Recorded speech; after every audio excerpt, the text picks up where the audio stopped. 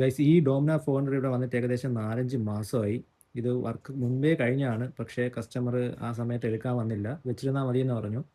ഇപ്പോൾ ഉടനെ വിളിച്ചിട്ട് പുള്ളി ഇത് വേണമെന്ന് പറഞ്ഞപ്പോഴത്തേക്കും നമ്മളിപ്പോൾ നോക്കിയപ്പോഴത്തേക്കും ഇത് നമ്മൾ കീ ഓൺ ചെയ്യുമ്പോഴത്തേക്കും ഫ്യൂൽ പമ്പ് പ്രൈം ആവുന്നില്ല. നമുക്കിപ്പോൾ കേൾക്കാം, സൗണ്ട് കേൾക്കുന്നില്ല. അപ്പോൾ അതെന്താണ് നമുക്കൊന്ന് ഇളക്കി നോക്കി ഒന്ന് ചെക്ക് ചെയ്തിട്ട് വണ്ടി ഒന്ന് റെഡി ആക്കണം. ഓക്കെ, ടാങ്കൊക്കെ റിമൂവ് ചെയ്തു. നമുക്ക് ഇതിൻ്റെ ഫ്യൂൽ പമ്പ് ജസ്റ്റ് ഒന്ന് അഴിച്ച് നോക്കാം.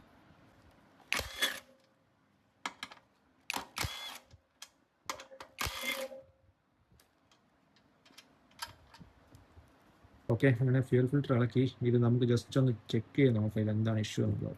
ഇതിപ്പോൾ നമ്മൾ നോക്കിയപ്പോഴത്തേക്കും ഈ ഒരു മോട്ടർ സ്റ്റക്കായിരുന്നു കേട്ടോ, നമ്മൾ അഴിച്ച് നോക്കിയപ്പോഴും. അപ്പോൾ ഇതിപ്പോൾ നമ്മൾ റെഡി ആക്കിയിട്ടുണ്ട്.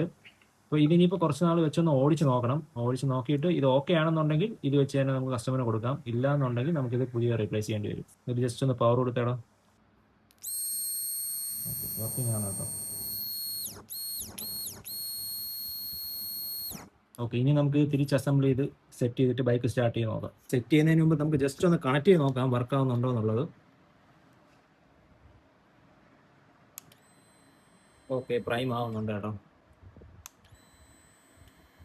കേൾക്കാമല്ലോ, സൗണ്ട് കേൾക്കാമല്ലോ. ഓക്കെ, നമ്മൾ ടാങ്ക് സെറ്റ് ചെയ്ത് ഇനി നമുക്ക് സ്റ്റാർട്ട് ചെയ്ത് നോക്കാം.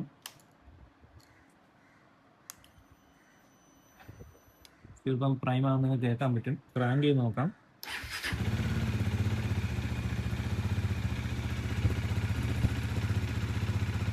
ഓക്കെ ആണ് കേട്ടോ. ഇനി ഇതിൻ്റെ ഫ്യൂൽ പമ്പ് ആക്ച്വലി നമുക്ക് ചെക്ക് ചെയ്യാൻ വേണ്ടിയിട്ട് ടൂളുണ്ട്. അതിൻ്റെ പ്രഷർ ചെക്ക് ചെയ്യുന്ന പ്രഷർ ടൂളുണ്ട്. അപ്പോൾ ആ ടൂൾ ഇപ്പം വേറെ ആൾ കൊണ്ടുപോയിക്കുന്നതുകൊണ്ട് നമുക്ക് ചെയ്യാൻ പറ്റിയില്ല. അപ്പോൾ അതും കൂടെ വെച്ച് നമുക്ക് ഇനി ഇതിനൊന്ന് ഉറപ്പിക്കണം.